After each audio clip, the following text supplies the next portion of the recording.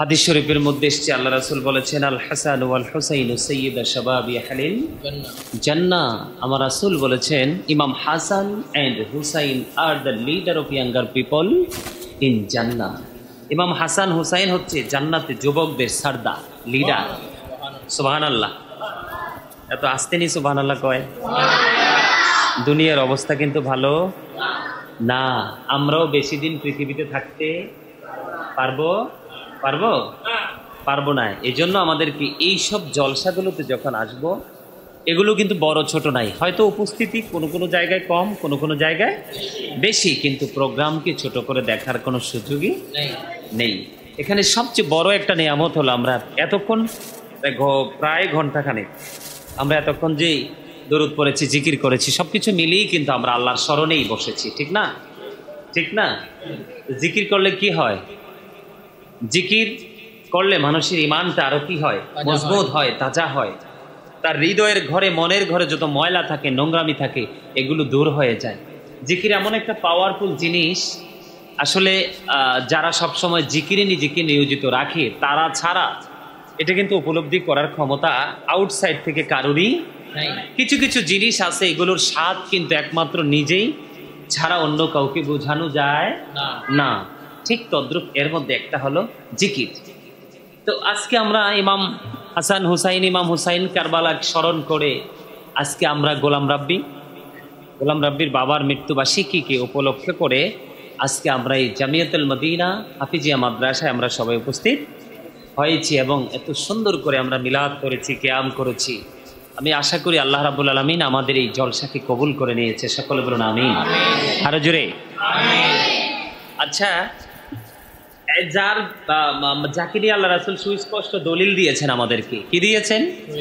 দলিল দিয়েছেন, যেটা আমাদের এমন একটা সময়ের জন্য কাজে লাগবে, এমন একটা সময়ের কথা বলে গেছেন, সেই সময়টা অত্যন্ত ভয়ঙ্কর। সেই সময়টা কি? অত্যন্ত ভয়ঙ্কর, যেই ভয়াবহতা সম্পর্কে আসলে বর্ণনা করে বোঝানো সম্ভব শোনেন, ইমাম হুসাইনের কথা আমরা সবাই জানি। একটা ছোট্ট, মনে হয় যে একেবারে ছোট্ট সিম্পল একটা ওয়ার্ড, কিন্তু এটা আসলে শুধু একটা নাম নয়, শুধু একটা ওয়ার্ড নয়, এটা কিন্তু কুল কিনারাহীন এক মহাসমুদ্রের নাম। সুবহানাল্লাহ। এটা কি? কুল কিনারাহীন এক মহা সমুদ্রের নাম, যাকে নিয়ে লিখে শেষ করা যায় না। পৃথিবীর যত কালি আছে সব শেষ হয়ে যাবে। গোটা পৃথিবীর সকল গাছ কেটে যদি কলম বানানো হয়, ইমাম হুসাইনকে লিখে শেষ করা কলম শেষ হয়ে যাবে, কিন্তু এখনো ইমাম হুসাইনের লেখা শেষ হবে না। এটা এত বড় একটা নিয়ামত, এটা এত বড় নিয়ামত। আমি আপনাদেরকে এই জন্য বলছি, রাসূল আরো বলেছেন, হুমা রাইহানাইয়া মিনাদ দুনিয়া। আমার রাসূল বলেছেন যে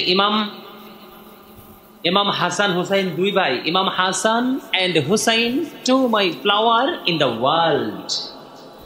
রাসূল বলেছেন, ইমাম হাসান হুসাইন দুইজন, দুনিয়া আমার দুইটা ফুল। আরো জোরে, আরো জোরে, আরো জোরে। এতক্ষণে সুন্দর হয়েছে। আমরা কি সারা রাত থাকবো এখানে? আমরা সারা রাত থাকবো না, কিন্তু সারা রাত না থাকলেও যতটুকু সময় থাকবো ততটুকু সময় আমরা এমন ভাবে থাকবো, সারা রাত্রি না, সারা বছর না, সারা জীবন না, ওই ফিউচার পর্যন্ত যেন আমরা কি করতে পারি, এই সময়টাকে কাজে লাগাতে পারি। আমরা সেইভাবে এখানে বসবো, ঠিক কিনা? আমি আসলে এখানে লম্বা আলোচনা করতে আসিনি, যেহেতু পবিত্র আশুরার মাস, মুহররমের মাস, ইমানি চেতনার মাস, ইমাম হুসাইনকে কিভাবে ভালোবাসতে হয় সেই ভালোবাসাটাকে আবারও স্মরণ করে নেওয়ার মাস।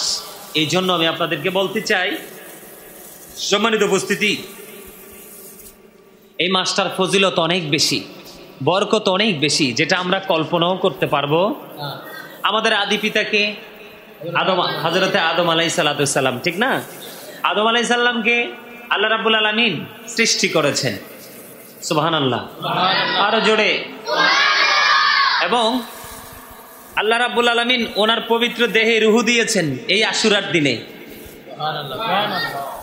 এবং ফেরেশতাদেরকে দিয়ে সম্মানের সেজদা করিয়েছেন এই আশুরাতে। আরো জোরে। সর্বশেষে আদম আলাইহিস সালামকে আল্লাহ রাব্বুল আলামিন ক্ষমা করে জান্নাতি হিসাবে আল্লাহ রাব্বুল আলামিন এই মাসে তাকে জান্নাতে যাওয়ার অর্ডার দিয়েছেন। আরো জোরে। আপনারা সবাই জানেন আদম ও সফিউল্লাহ মা হাওয়াকে আল্লাহ রাব্বুল আলামিন জান্নাত থেকে বের করে দিয়েছেন। হ্যাঁ, কুলনা হাবিতু মিনহা জামিআ, আল্লাহ রাব্বুল আলামিন বলেছেন you get down all from here. আল্লাহ আদম হাওয়াকে জান্নাত থেকে বের করে দিয়েছেন, কিন্তু তারপরে আবার তাদেরকে ক্ষমা করে, তাদেরকে কবুল করে নিয়েছেন, ক্ষমা করে দিয়েছেন। সেই দিনটাও ছিল আশুরার দিন, এই মাস। তাহলে এই মাসটার ফজিলত অনেক বেশি না? আরো জোরে বলেন। আসলে আমি আমার এত সুন্দর একটা নাম রেখেছেন আমার মা, এটার জন্য আমি অনেক বেশি খুশি। সুলাইমান, এই সুলাইমান, হযরত সুলাইমান আলাইহিস সালাম একজন নবী ছিলেন, ছিলেন কিনা? তিনি এমন একজন পাওয়ারফুল নবী ছিলেন, তিনি সকল প্রাণীর ভাষা বুঝতেন এবং বাতাসও ওনার কথায় হাঁটাচলা করতেন। হযরত সুলাইমান আলাইহিস সালামকে আল্লাহ রাব্বুল আলামিন বাদশাহী দিয়েছিলেন এই আশুরার মাসে। সুবহানাল্লাহ। মুহররমের 10 তারিখ সেই দিনটা ছিল। দাউদ আলাইহিস সালামকে আল্লাহ রাব্বুল আলামিন তাকে রাজত্ব দিয়েছিলেন এই মাসে। সুবহানাল্লাহ। হযরত ইউনূস আলাইহিস সালাম মাছের পেটে ঢুকছিল, আপনারা সবাই জানেন। হযরত ইউনূস আলাইহিস সালামকে মাছের পেট থেকে আল্লাহ রাব্বুল আলামিন বের করেছিলেন, উদ্ধার করেছিলেন। সেই দিনটাও ছিল, সেই মাসটাও ছিল এই মাস আশুরার দিন। সুবহানাল্লাহ। আর জোরে সুবহানাল্লাহ। আমি অত্যন্ত মজা করে, অত্যন্ত সুন্দর করে, অনলাইনে অনেক মিডিয়াতে আছে, আমি অত্যন্ত মজা করে হযরত ইদ্রিস আলাইহিস সালামকে যে আল্লাহ রাব্বুল আলামিন আসমানে উঠিয়ে নিয়েছিলেন। হ্যাঁ, আল্লাহ রাব্বুল আলামিন হযরত ইদ্রিস আলাইহিস সালামকে আসমানে উঠিয়ে নিয়েছিলেন, সেই বিষয়টাকেও আমি আলোচনা করেছিলাম। এই উঠিয়ে নেওয়ার দিনটাও ছিল, মাসটাও ছিল এই মাস আশুরার দিন। সুবহানাল্লাহ। হযরত ঈসা রুহুল্লাহকে আল্লাহ রাব্বুল আলামিন ইহুদিদের খপ্পর থেকে কোথায় নিয়েছিলেন? আসমানে তুলে নিয়ে গিয়েছিলেন। এই তুলে নেওয়ার দিনটাও ছিল মুহররমের 10 তারিখ, আশুরার মাস। সুবহানাল্লাহ বলেন। আরো জোরে সুবহানাল্লাহ। সুবহানাল্লাহ তো মজার জিনিস। আল্লাহ রাসূল বলেছেন সুবহানাল্লাহ, আলহামদুলিল্লাহ, লা ইলাহা ইল্লাল্লাহ, আল্লাহু আকবার, এগুলো জান্নাতের মেহমানদের জন্য জান্নাতি খাবার। রাসূল বলেছেন তোমরা যখন জান্নাতের বাগানে যাও তখন ওখান থেকে তোমরা কিছু ফল খেয়ে নিও। ইয়া রাসূলুল্লাহ, সে ফলটা কি? সুবহানাল্লাহ ওয়ালহামদুলিল্লাহ, লা ইলাহা ইল্লাল্লাহ, সুবহানাল্লাহ আলহামদুলিল্লাহ, লা ইলাহা ইল্লাল্লাহ, লা ইলাহা ইল্লাল্লাহ, লা ইলাহা ইল্লাল্লাহ। জোরে জোরে আলহামদুলিল্লাহ। আলহামদুলিল্লাহ। এই জিকির যখন করে আসলে কি মুমিনের হৃদয়ে কি একটা এক্সট্রা প্রশান্তি আসে না? অবশ্যই। হৃদয়ে কি একটা ধোলা লাগে না? যার হৃদয়ে ধোলা লাগে না মনে করতে হবে তার ঈমান দুর্বল। এটাকে কি নাই, এটা টেকসই না। কথা ঠিক না? ঠিক।